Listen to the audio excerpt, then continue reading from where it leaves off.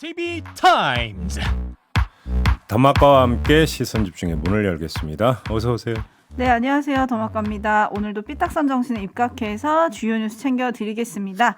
정혜원희님, 완전 찐친님이신데요. 네. 종배님의 찐팬이시기도 합니다. 네. 오늘부터 이번 주가 파견이시라서 오. 라이브 방송을 짧게밖에 못 보신다 그래요. 오. 근데 제 방도 보고 휴가 때는 더 끝까지 듣겠다면서 다짐을 올려주셨네요. 파견 나가셨나요? 그러면 어디로 가셨나요? 그런 얘기는 없는데요. 예. 어쨌든 라이브 방송 짧게 듣지만 제 방도 듣고 더욱더 잘 챙겨 듣겠다라고 하시네요. 뭐 이런 분들이 계시기 때문에 저희가 힘을 내는 거 아니겠습니까? 그렇죠. 고맙습니다. 자, AS 타임 가실까요?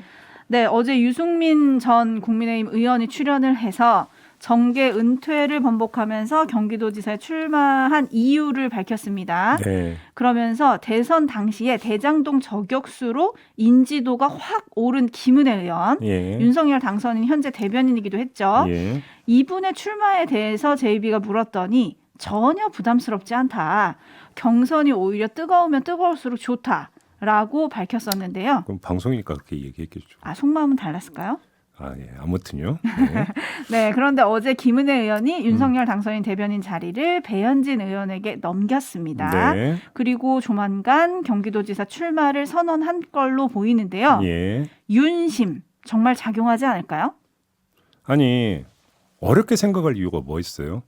자, 인수위 대변인직을 수행을 하다가 저 그만두겠습니다 하면은 윤석열 당선인의 보고를 하고, 그죠? 허가를 득했어야 될 거 아닙니까?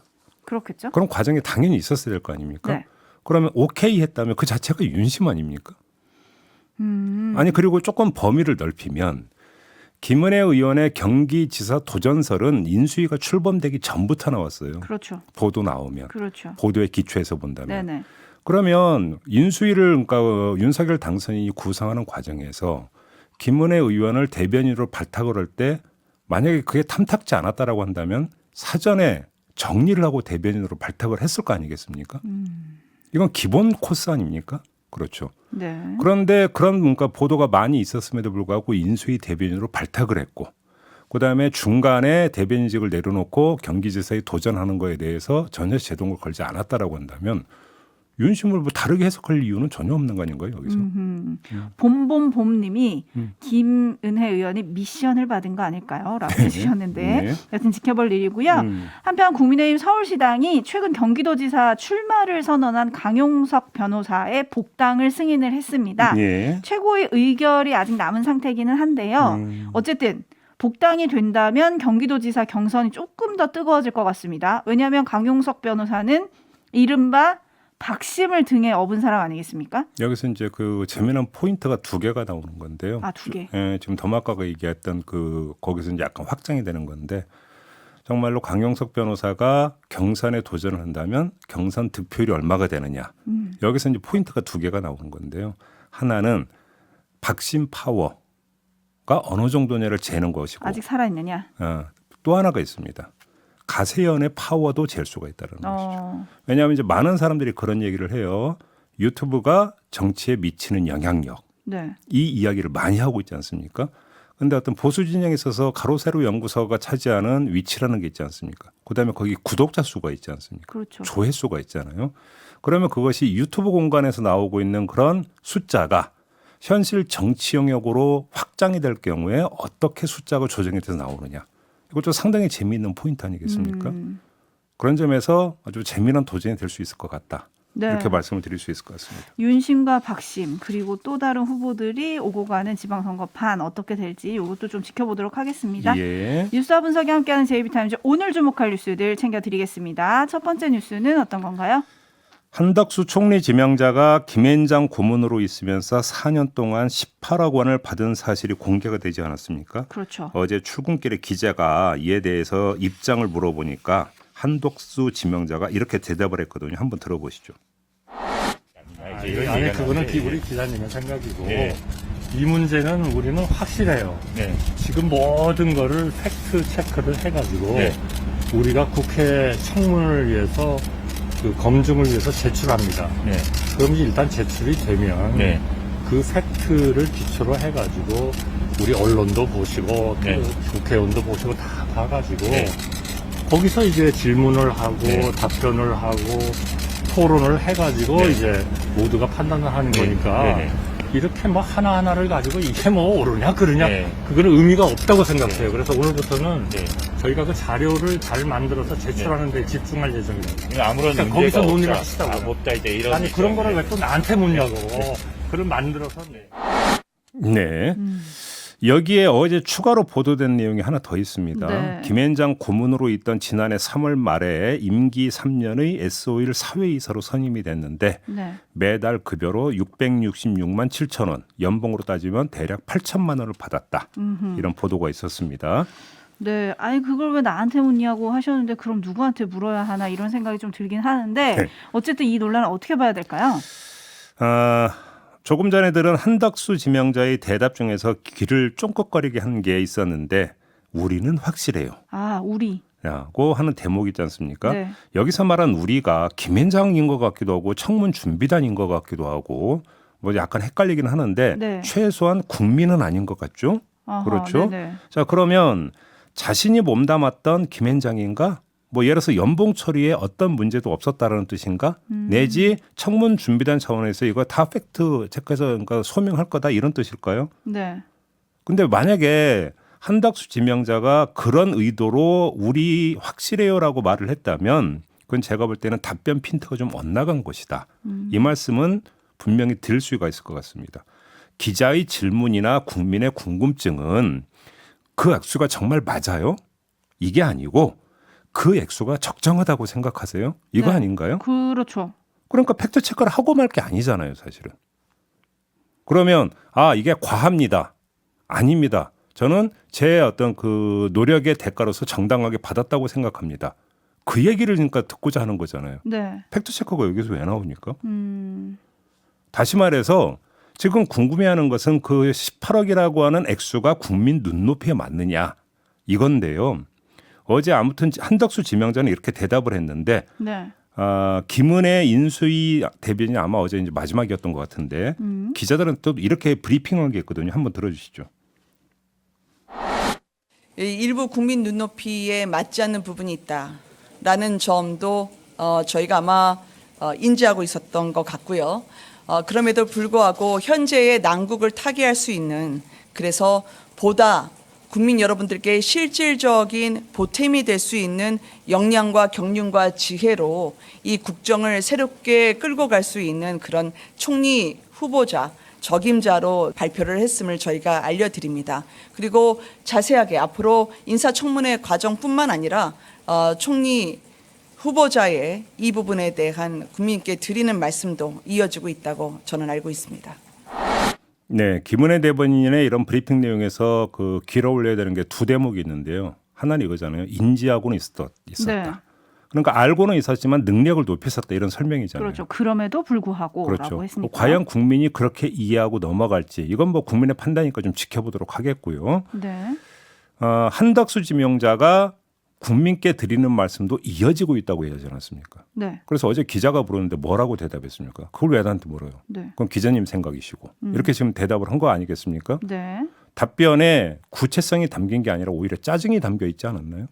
이 점은 좀 분명히 좀 확인하고 넘어가야 될 것 같습니다. 네. 네, 15년 전에 비해서 국민들의 도덕 기준이 상당히 높아졌다. 이건 이제 민주당에서 한 말인데요. 과연 국민 눈높이는 어떨지 우리들에겐 촌철님들이 있으니까요. 촌철님들의 반응을 조금 살펴드리겠습니다. 네. 이덕현님, 70대의 연복 4억 이상이라니 좀 씁쓸하다 이런 의견 보내주셨고요.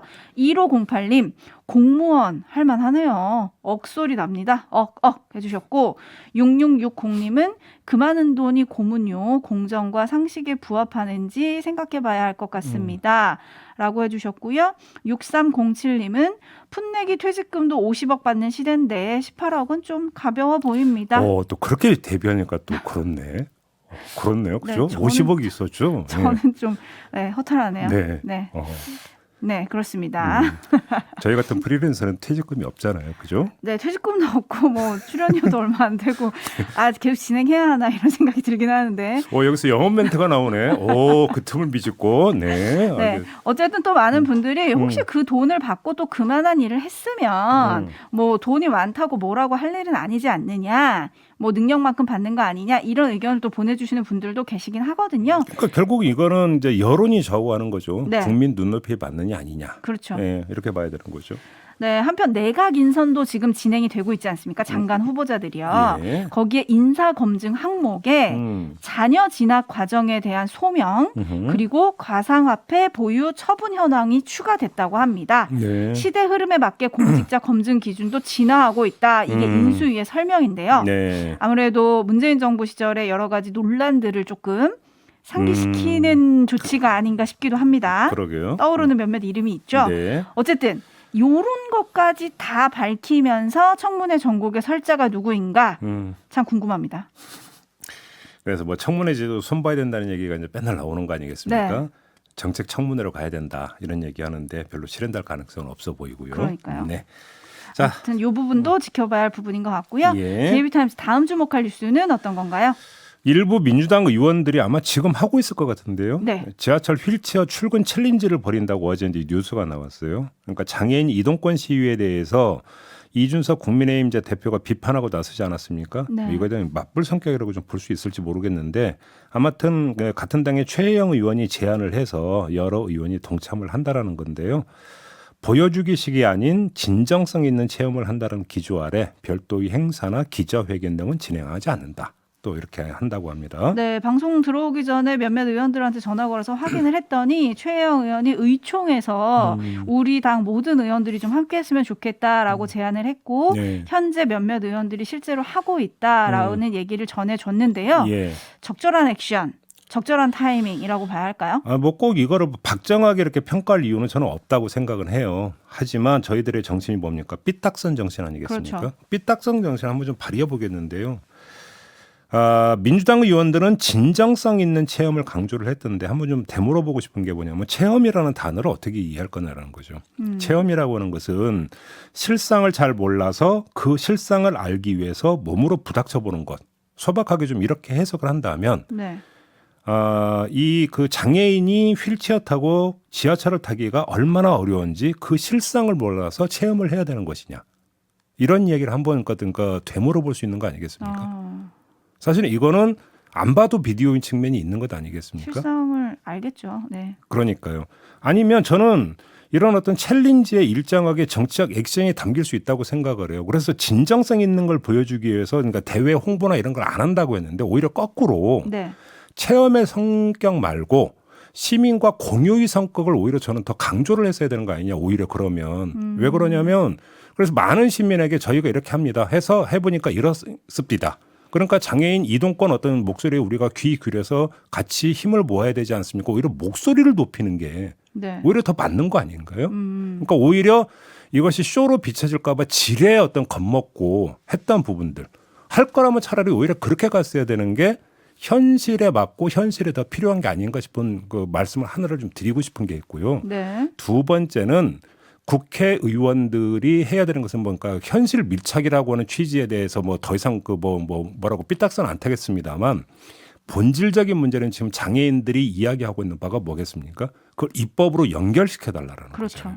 이걸 해야 되는 거 아니겠습니까? 말로만 약속하지 말고 예. 제도도 바꾸고 돈도 좀 예산 충당하고 이렇게 해달라는 거죠. 그러니까 그러면 예를 들어 갖고 지금 서울 지하철 이야기가 나왔으니까 그러면 예산 배정에 대한 엘리베이터를 설치하든 리프트 설치를 하든 할 거 아닙니까? 네. 그러면 지금 더불어민주당 소속 서울시 의원들이 압도적 다수이거든요. 현재 그렇죠. 그러면 서울시 의회에서 그러니까 서울시장만 가지고 뭐라고 할 게 아니라 서울시 의회에서 그럼 이런 설치 비용에 대해 그러니까 설치 예산 편성에 있어서 어떻게 지금 입장을 보여왔고 어떻게 결정을 했는지를 한번 좀 점검을 해보고 소속 그러니까 그 서울시 의원들을 독려를 한다든지 이런 작업이 있었는지 한번 좀 되돌아봤으면 좋겠고 첫째. 네. 두 번째 국회로 넘어가서 예를 들어서 그러니까 장애인 평생교육법 제정 이런 것들을 요구하고 있지 않습니까? 네. 어떻게 할지 분명히 입장 밝히고 더 나아가면 더 본질적으로 차별금지법 이야기 계속 나왔잖아요. 네.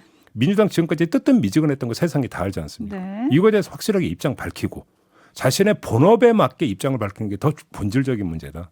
이 말씀을 드리고 싶습니다. 네, 뭐 조만간 오늘의 경험을 살려서 박홍근 원내대표가 입장을 표명할 수도 있다. 이런 얘기도 아까 한 보좌관이 해주긴 해서요. 아마 조금 지켜보도록 하겠고요. 네. 셜록지니님은 아마 공개했으면 또 쇼한다고 할 수도 있었겠죠. 라는 의견 보내주셨고 4082님은 지금까진 뭐하고 이제 와서 저래요. 물 들어왔다 이거죠? 라고 좀 꼬집는 그러니까 문자. 바로 그 대목인데요. 지금 장애인들이 이동권 그 시위를 한 게 오래된 이야기거든요. 20년. 최근 한 게 아니에요. 네, 20년 그러니까 물론 됐죠. 시위의 어떤 방법은 조금씩 달랐지만 네. 20년간 외쳐왔거든요. 그러면 그동안은 뭐 하고 있었느냐.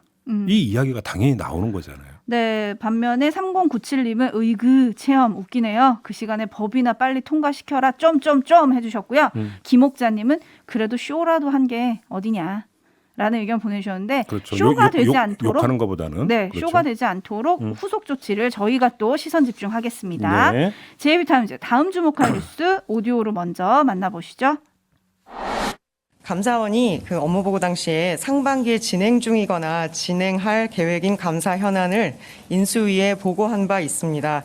감사원은 작년 5월 접수된 공익감사 청구 사안으로 성남시 백현동 소재 한국식품연구원 부지 민간개발사업에 관해 감사할 계획이라고 보고했습니다. 공익감사 청구에 따라서 성남시와 성남도시개발공사 등을 대상으로 정확한 사실관계 및 책임 소재 등에 관해 감사를 진행했고 현재 추가 사실관계 확인과 법령 검토를 거쳐 조속히 결과를 발표할 예정으로 알려졌습니다.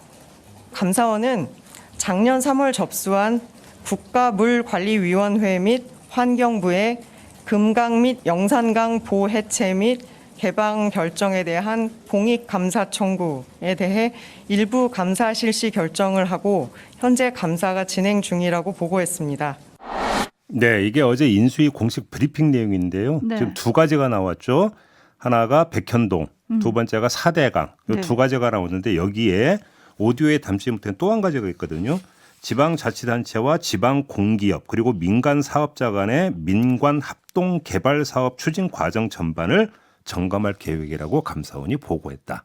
요 내용이 있어요. 포인트를 어떻게 봐야 됩니까? 자, 일단 백현동 하면은 가장 먼저 떠오르는 사람이 누굽니까? 이재명. 이재명 고문이죠. 네. 그리고 보니까 요 관련 파트에 대해서는 조속히 조사 결과를 발표할 것이다. 이렇게 지금 브리핑이 되어 있습니다. 네. 요 점이 있는데 이거는 많은 분들이 한번 연상을 할 테니까 저는 그냥 환기만 시켜드리고 넘어가고요. 네. 다른 포인트 하나만 짚어드리면 지금 세 가지잖아요. 네. 이 세 가지의 공통점이 뭐인 것 같습니까? 아, 공통점이 있나요? 있죠.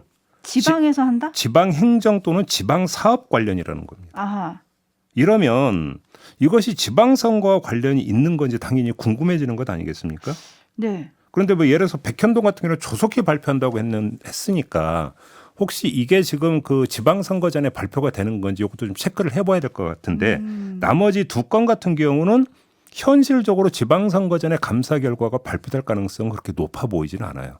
그러면 지방선거하고 직접적인 연관성보다는 지방선거 이후를 좀 볼 부분이 있을 것 같은데 이것도 그냥 넘길 수 있는 포인트는 아닌 게 지방선거 결과에 따라서 지방 권력도 교체가 되거나 계승되거나 이렇게 되지 않겠습니까? 네. 근데 이 단계에서 감사원이 지방행정 내지 지방사업과 관련된 감사 결과를 발표를 한다면 지방에서 어떤 양상이 나타나겠습니까? 이 파장도 상당히 어떤 크게 나타날 가능성이 있다. 그러면 지방선거 이후에 그러니까 나타날 수 있는 양상 가운데 하나가 또 이 부분일 수도 있다. 요즘도 함께 봐야 된다는 것이죠. 그러네요. 다 지방에서 하는 일이니까 또 결과에 따라서 영향을 줄 거다. 근데 감사원은 뭐 전 정부나 현 정부나 어쨌든 정부가 하는 국정 사업에 대해서 들여다볼 권한은 있는 거죠. 당연히 있죠. 하지만 정치적으로 조금 보일 수도 있지 않나.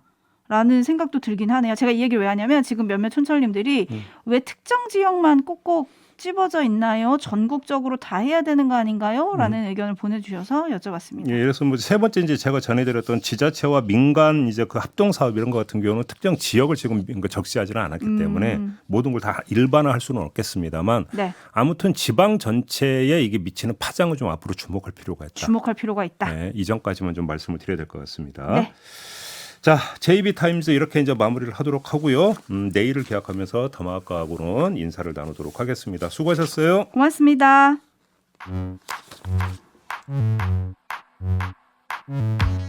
네.